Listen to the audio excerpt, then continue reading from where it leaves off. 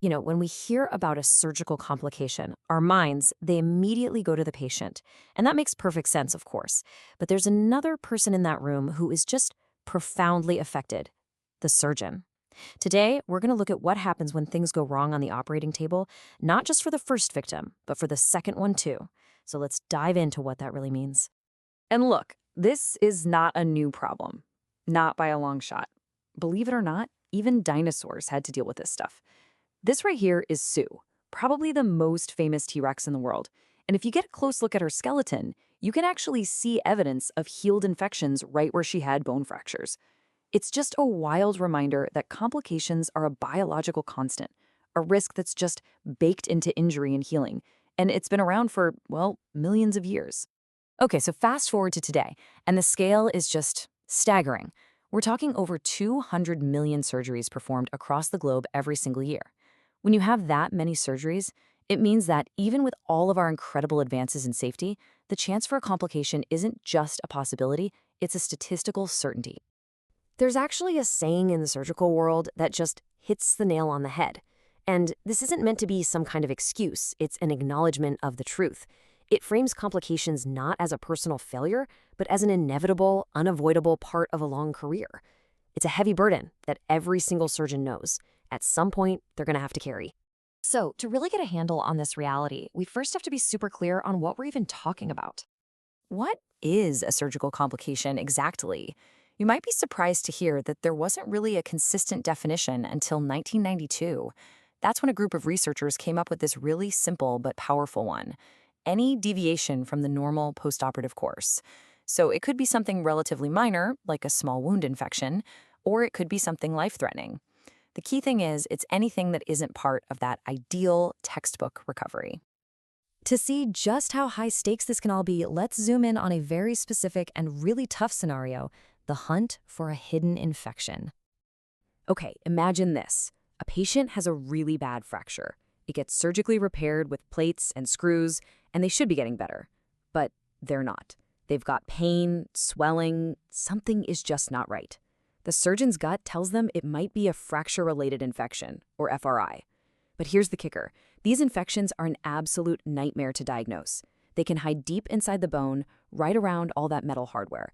The pressure to get this right is just immense. So, to find these hidden enemies, doctors have to bring out the big guns. On the left, you're looking at a SPECT/CT gamma camera, and on the right, a PET/CT camera. These are seriously advanced pieces of tech. They're hybrid imaging systems that basically let doctors see not just the body's anatomy, but how it's functioning on a cellular level. It's how they pinpoint the trouble spots. But why do they need all that fancy technology? Well, take a look at this. This is a standard X-ray of an ankle that's been surgically fixed. Everything looks pretty solid, right? The hardware's in place, but can you see an infection? No way. It's practically impossible. The metal creates shadows, and all the changes from the original injury and the surgery can hide everything.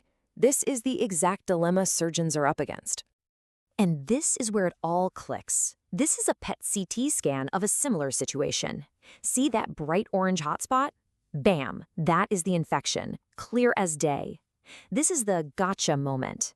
This tech just slices right through all the ambiguity and gives the surgeon the answer they've been desperately searching for.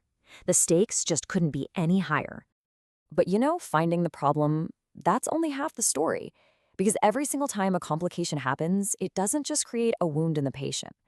It leaves a deep mark on the surgeon too. And this brings us to the whole concept of the second victim. Yeah, the term second victim was created to describe this exact thing. It completely reframes the situation. The surgeon isn't the perpetrator of an error, but is also a person who is traumatized by the event. They're the second person to be harmed by an unexpected, terrible outcome. And the psychological impact is, well, it's profound and it's everywhere. Just look at these numbers from a major analysis. After something goes wrong, a staggering 81% of healthcare providers have troubling memories. 76% feel this intense anxiety. Over half feel guilt. This isn't some rare thing. This is a near universal crisis of conscience for people who've dedicated their entire life to healing others. So the key thing to remember here is that there are two parallel tracks of suffering. You have the patient, the first victim, who's going through all the physical, financial, and emotional trauma. But then you have the surgeon, the second victim, carrying this incredibly heavy psychological burden of their own: guilt, anxiety, and this deep-seated fear that it's going to happen again. And all of that emotional toll is made so much heavier by a culture that often has a really hard time telling the difference between an unavoidable complication and a straight up error. Which brings us to the very sharp legal line between complication and negligence. This is the question. This is what haunts operating rooms and, yeah, courtrooms too. A certain amount of unintended damage can just be an accepted risk of a really complex surgery. But when does that risk become a mistake? When does it become negligence? The line gets crystal clear when we talk about what are known as never events. These are exactly what they sound like: medical errors so bad they should, quite simply, never, ever happen. We're talking about operating on the wrong body part, performing surgery on the wrong patient, or leaving a surgical tool inside someone's body. These aren't complications, they are obvious failures of the standard of care. Understanding this difference is just so important because to improve patient safety, we also have to focus on healing the healers. We need to find a path forward that actually supports surgeons instead of shaming them into silence. So how do we get there? Well, it's going to take a huge cultural shift. First, we have to raise awareness and just normalize the second victim experience so surgeons know they're not alone in this.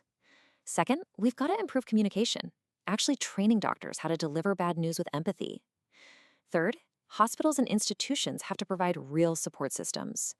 And finally, we have to rethink our priorities a bit and focus on a patient's total well-being, not just the physical part. And all of this leaves us with one last really critical question to think about. A surgeon who is suffering in silence with guilt, anxiety, burnout, that's not just a personal tragedy. It's a risk to the entire system. So, in a culture that demands perfection and stigmatizes complications, who do you think ultimately pays the price for a surgeon's suffering? Well, the answer, almost certainly, is their next patient.